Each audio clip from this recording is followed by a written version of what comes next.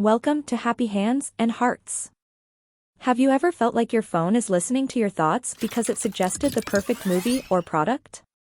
In the Knowledge Vault, we see that it isn't magic or spying, it is the logic of recommendation engines. These systems don't know you, they calculate you. They use two main types of logic to build a mirror of your interests, the logic of the item and the logic of the crowd.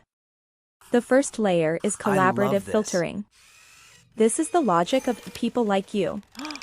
Imagine you and a stranger both love the same 3 books. The machine notices this pattern.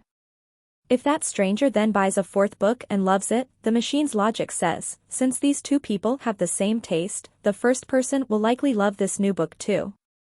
It is a giant game of digital matchmaking, where your future choices are predicted by the past choices of your taste twins across the world. The second layer is content-based filtering.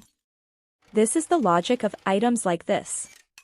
Every movie or song is broken down into DNA tags, genre, mood, actors, or even the tempo.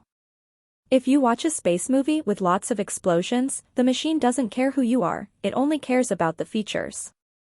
It looks for other movies with a space and explosion tags. It isn't matching you to people, it is matching your Lego bricks to other sets that use the same pieces. The engine survives on feedback. Every time you like a video, skip a song, or even linger on a photo for 3 seconds, you are providing a data point. The machine uses this to adjust its coordinates. This is a feedback loop. The more you interact, the clearer the mirror becomes.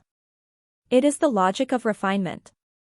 The machine isn't predicting the world, it is predicting your version of the world by constantly narrowing the focus of its math.